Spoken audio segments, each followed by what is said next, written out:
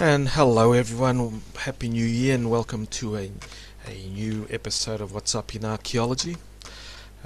Today we are going to do a sort of a top 10. I don't do countdowns and so on. I'm just going to use an article which I found, a blog post more or less, on fossils.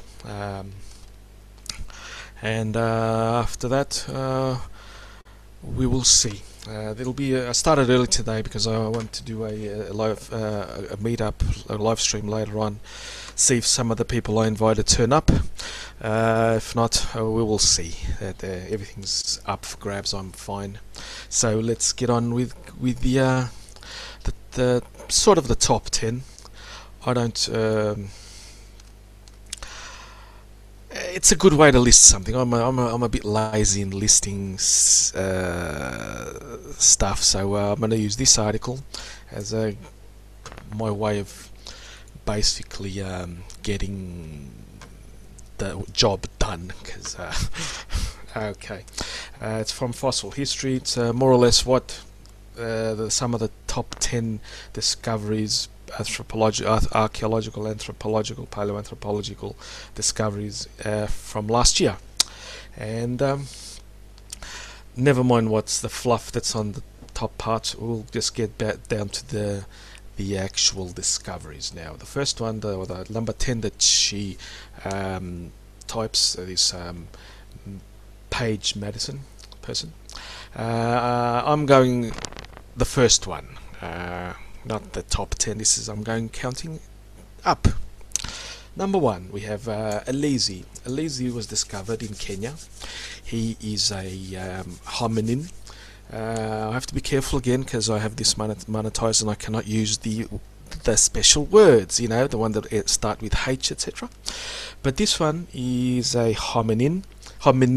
He's a hominid.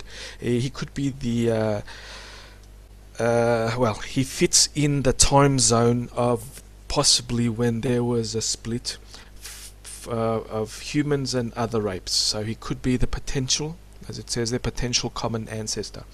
I'll zoom this in a little bit better. I think that's a bit better. I can see it okay. And here's a juvenile, so we can't really compare anatomies to other fossils that have been found of that time of other fossils, because as we all know, juveniles and adults, they're different bones, different structures. The bones change. Just one thing: how am I getting through? How's the sound? Is it okay? Is it too much roboting or whatever? Just ask me please how it is. I think the transmission is going okay. I could cheat and just see how it goes. One sec. Oh, it's okay. Anyway, cool. So, as it says here, the problems. This problem that to compare with other adult specimens, keeping in mind that the features change as primates mature, as not just primates mature. So he's this little critter, and his name is Denisovan Cave. So that's our first one. And our second one, you guys know I love Neanderthals.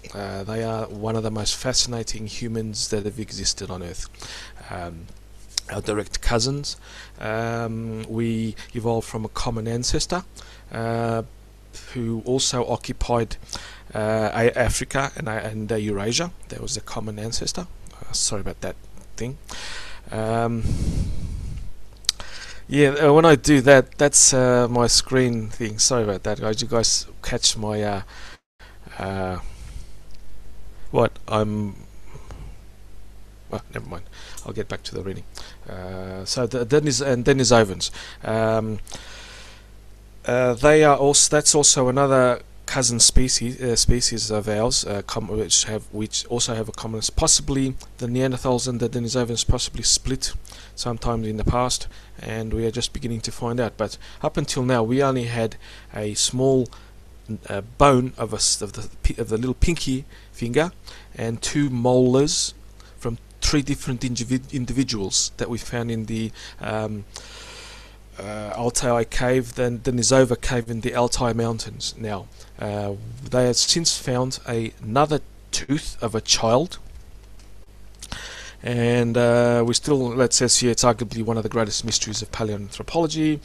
It's a hominin species known by only a few fragments of bone, yet a lot of genetic evidence. We know of a lot of genetic evidence for the Denisovans, especially in the Australian Aborigines, in the southeast Asian region, and some American specimens, if I am not mistaken. I could be mistaken, but I know that is in the southeast Asian regions, Australian Aborigines, etc., etc. And we know that they lived fairly recently in what is now Siberia, up to about 50,000 years ago. And we know they were more closely related to Neanderthals than us. Obviously, if they split off from them sometimes. And they found a tooth that yielded a bit more DNA. The DNA evidence suggests that Denisovans' population size may have been quite small. We will find that. But really, we need more bones for sure. We will find them. We sure will find them. Hopefully. That's our second one. Now, number 3. Another hominin. This one is Sebida.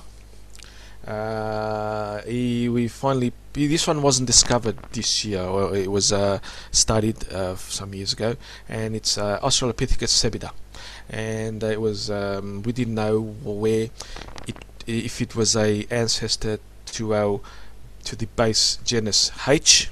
You guys can see it on the screen. I'm not going to say it. But a new study, however, challenges that idea, suggesting instead that many of the features appear to be H-like. I'm not going to say it, you guys can read it, I'm sorry. H.O.M.O.like, which result in the fossil's juvenile age. The type of specimen was about as old as a 7th grader when he died. That's so... Oh, this is such lazy writing. A 7th grader in America is different from a 7th grader in China, for example, or in some Middle Eastern countries where they drive to school. Oh god, that's gonna kill my stream. Oh god damn it. Sorry about that, guys. I couldn't resist it. I shouldn't have said that, but never mind. The challenge is to find Sebida's place in the family tree, and they found out it belongs to the Australopiths, and it also, this is a good thing, it reminds us that science progresses in many ways, not only in new discoveries but also in new analysis. So it is it's in the Australopithecine group. Shouldn't have made that joke, now I regret it, damn it. I don't know, John, I don't know, man. Anyway, let's have a look. The number 3. They found this time they found a real complete Australopithecine.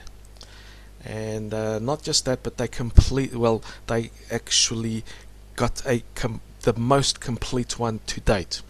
And it was discovered by Ron Clark in South Africa. And after his 20 years of work on excavating all the fossils, I don't know if I can say the BONES word, so I'm not going to say it. And he, the ones that I saw it on a video which I can't play. I'm so frustrated I can't play videos on my Hangouts. If I use voice meter, it seems to echo, and I don't know why. And if I use OBS, it robots and crashes and cuts me off, and I'm so frustrated. If there was a simpler, much easier way, Google should fix this by itself, so Hangouts can play video sounds from your screen, and that I'm so frustrated this because I have so much videos I could do and dissect, and I can't. But anyway, after 20 years of excavating in that cave, he kept he finds small fragments. He digs them out. He digs them out, and he thinks, wait, this is a part of a bone fragment. Could the other one be somewhere else? And as it could have been on he said it was on a small ledge, and he dug a bit further down in the ledge, and he found the other remaining bone. That's how he found the complete Australopithecus sample, and he's been named Littlefoot. And he is a 3 million year old Australopithecine. He hasn't been given a species yet. He's not Africanus, and he could be the one that I was bandied about, Primogenes, if I'm not mistaken. So it's Australopithecine Primogenes. He could be. We still the jury's still out, as is the jury on Denisovan's final name. We don't know his final, how the nomenclature, the classification will be settled on, but it appears to be settling on Denisovan. So he will be H. sapiens Denisovan, or Denisovianus. I don't know how the Latin part is written, but because or else it would have been H. sapiens altiensis, Denisovensis. Could be Denisovensis, H. sapiens Denisovensis. Sort of like, yeah. But that's how it works. It works brilliantly that way. And so they're still, and it's also female, apparently. So yes. That's one of the exciting things. Now, number 4. When did modern humans first arrive in Southeast Asia? Now, they've discovered a tooth that reveals the surprising facts that humans may have been in Southeast Asia as early as 70,000 years ago. Over 20,000 years before scientists thought. That to me is not nothing new. I've postulated, I may have a citation in one of my videos, but from Africa to Australia it is only 15,000 kilometers. You might say, oh, that's a hell of a long way. Okay, let's do some simple math. If you dislocate, or no, if you locate or move your campsite 2 kilometers in a direction, whose final direction will be Australia, just 2 kilometers per year, it would only take 7,500 years to get to Australia. That is, let me just see how many. I'm bad at math now.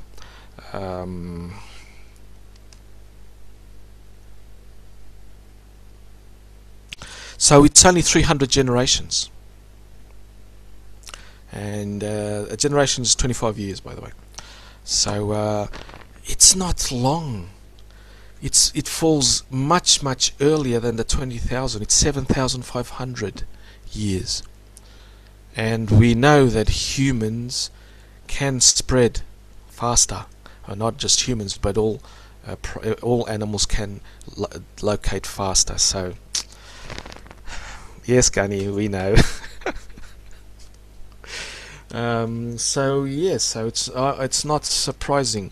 It would only take them for traveling those roughly 15,000 kilometers, 7,500 years, at moving at 2 kilometers per year, and it's easy. And I've postulation. This is my postulation, so it'll be or not confirmed, answered, or refuted, and that's.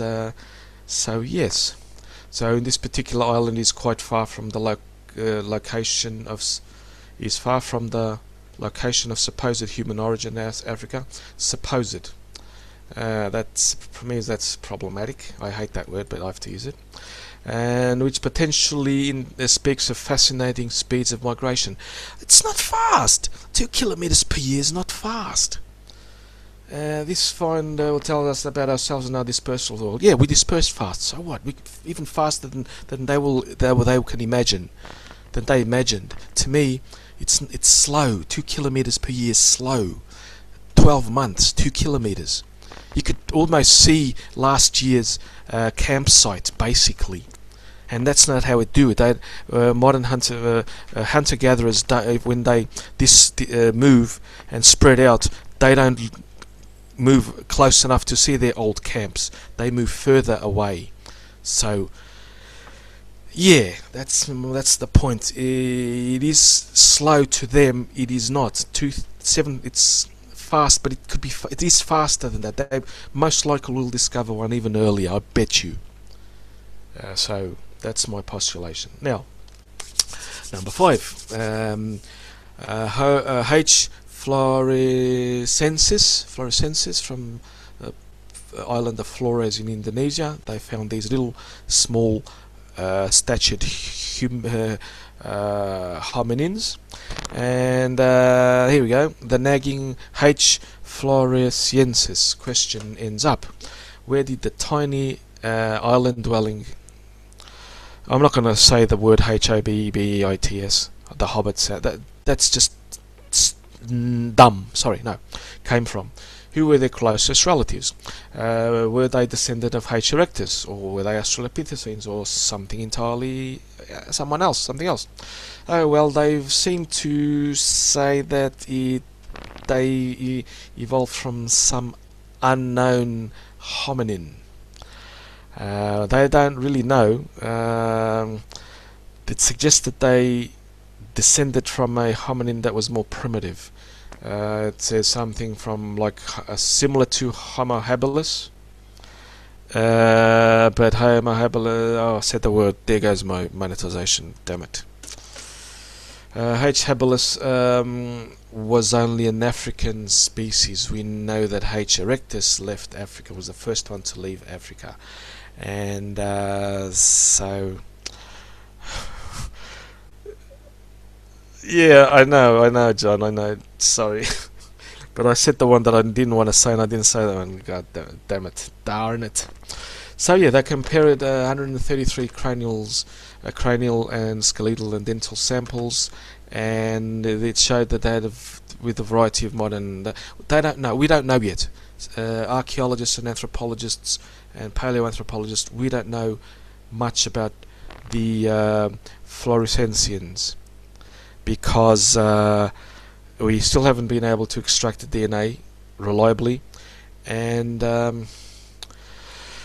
it'll be for some future reference. Maybe in that island, Flores, they will find another independent site with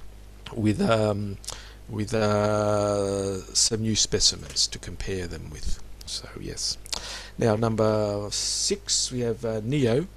No, not the Matrix Neo. We have Milady. He's the newest member of the species Hexanolad, which means a gift in the local language, apparently. That is in South Africa again, possibly Bantu. I don't know if it's Bantu or if it's Zulu or if it's, I don't know. I'm sorry, I don't know the ethnic groups that make up the South Africans completely. I know enough of, but not all of them. He gives us that he's quite complete, one of the most complete samples, and they are very, very well preserved, or most of the samples, and he's complete, and he was found in the cave of Star something cave in South Africa. I can't remember it now. I'm quite bad at names sometimes, I get. But here we go. That's how he's. John Hawkes excavated this year. I was following his live tweets every day, and I basically saw indirectly saw through Twitter them excavating him. So it was very exciting. Sometimes you can, that's why I love Twitter. You can see things happen in real life, in real time, and all the crazy stuff as well. So, but yeah. So Hexanolad Neo was complete. He was found, and I've talked about him. I think I've talked about him this year. And coming out number 7 or number 3 in this case, our ancestors. And I'm darn it, buffering again. I think. I hope not. No, we'll see. Jabal Irhoud, sapien ancestors. This year they found what could possibly be the oldest fossil evidence of our species, H. sapiens. She suggests it's I'll read it because it's better to read it and then I'll discuss it. Decades of work at the site of Jebel Irhoud have revealed some strange human-like looking bones. Okay, well, not quite H. sapiens. Her words is not mine, and I refute that. These specimens might shed light into our lineage just before we became modern. I say these are our modern types in the process of refining our shape. So I'm doing it now. I'm actually putting my premise forward.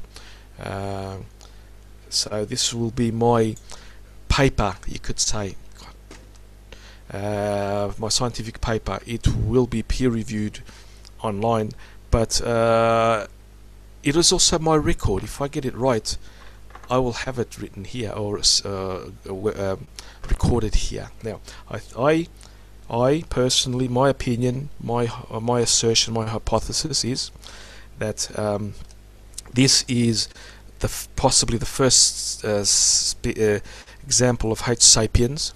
Yes, he did have some archaic features. The actual bone, the skull, mostly the skull. That's what's the difference. They're only working on the skull because the rest of the body has been, the rest of the torso and anatomy has almost been settled by about H.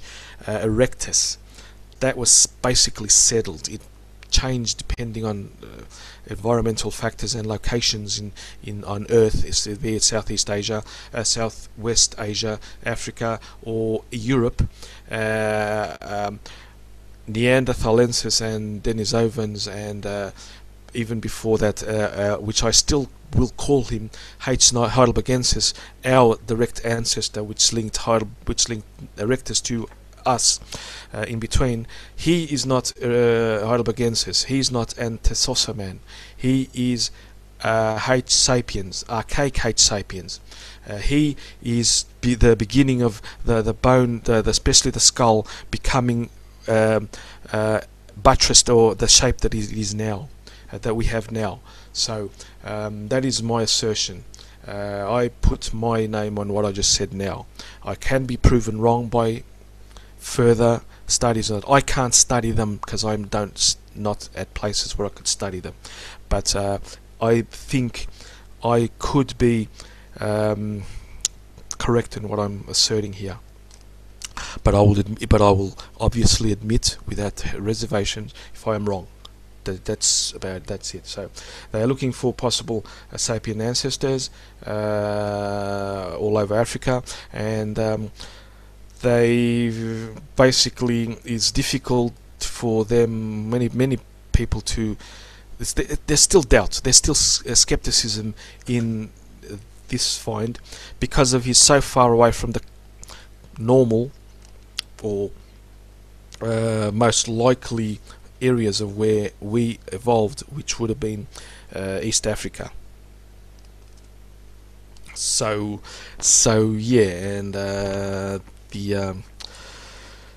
exactly, it says here, this has led some scientists to reevaluate their assumptions of where and within Africa evolution was occurring, and I'm for this. I can completely accept this. We have to look in Africa for our evolution, obviously, because that's where the oldest bones are still being found. There are claims by some that maybe us, we evolved in East Asia and moved into Africa before moving back out again. So, no, it's too difficult. We have to keep it simple, stupid, or sort of Occam's razoring a little bit. So yeah, now again back to Milady. He's been this guy, Hexanolad. He lived only about 200,000 years ago, and so that is more or less contemporary, even with us. Almost up to before Jebel Yurdor was found. Our oldest specimen was about fossil evidence of our H. sapiens was about 190-ish, 200,000 years. So Homo Hexanolad could have lived contemporary with us. He was contemporary with H. sapiens. So which is it's okay. It's fine. But it's fine that at 200,000 years ago it was a hominin. It was half our size, had half our brain capacity, 500 cc's to 1.1 litre, us, and apparently, from what they're finding in the starlight chamber in Milady, where they found Milady, is that they purposely buried their dead, and from studying the intracranial topography, how the brain was organised in the skull, apparently he may have even been able to talk. And I've said that in another video which I published, which I talked about it in the I talked about him before. So yeah. And number 1 or number 10, from Denisovan Cave in Altai Mountains, scientists have been able to extract human DNA from the soil, and that's because of that cave. It's in the utopia of preservation. I've made a video last year on how difficult it is to preserve fossils, and finding DNA in a cave site is like, I have to go back to the title of what she said.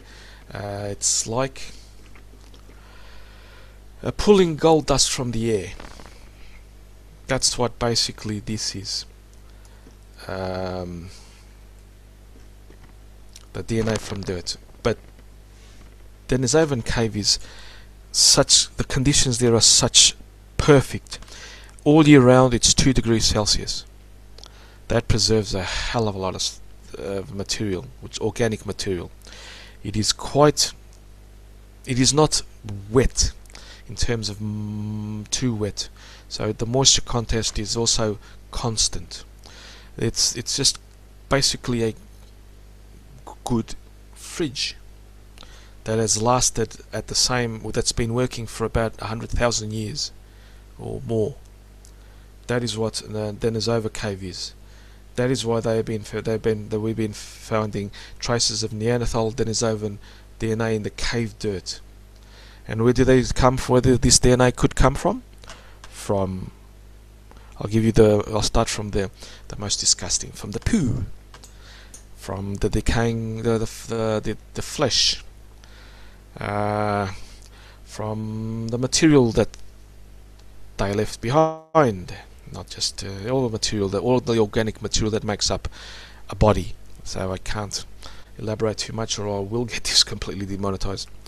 So that's something that we are now going back to other sites with good enough preservation or conservation conditions, and seeing what can be found there. It sort of opened up a new study field, extracting DNA from dirt without bones or without so see, it's exciting times. I've almost finished this. Some bonuses that she says could Homo. See what I said? Could Milady speak? The scientists looked at Milady and the casting imprint of the brain to the skull and learned about the developments of the past. They found that though the brain is small, it's organized in an advanced manner, much like modern humans. So he may have had the ability to talk. And Neanderthals reveal human patterns in migration. H. sapiens left Africa, could have left Africa as early as 270,000 years. So that goes back to this one, that jury was H. sapiens, and that's why I mentioned it with such as much certainty as I can from where I'm at. That they've DNA material from DNA have shown that from Neanderthals have shown that their H. sapiens left Africa as early as 270,000 years ago. So that is why we are discovering stuff, and we have to be open to discoveries. Let them appear. They will be tested. They will be reviewed. They will be independently tested. All the crap will be weeded out, and the science will be there. Will be left. That's it. The science, independent of who is the name of the person that does the study. If some an unknown person does a completely valid scientific method based study on the same and find that he's wrong, then another one will do another test and say he's right or wrong. It'll come back to confirm, or it's not the name, it is the science that makes it. And also, Neanderthals were people too. Yes, they were. They H. sapiens, Neanderthalenses, and that is all I need to say about that for now. So basically I'm done of today's hangout on this one. In a little while I'm going to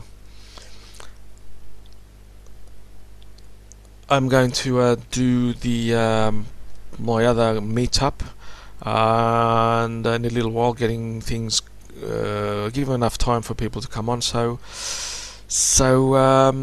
catch you guys. Just stopping this. Okay. So thanks guys for the for coming on and listening to me, and thank you, and have a good New Year for the rest of it. Some of you are not, some of them are still on the New Year's Day. So catch you guys later.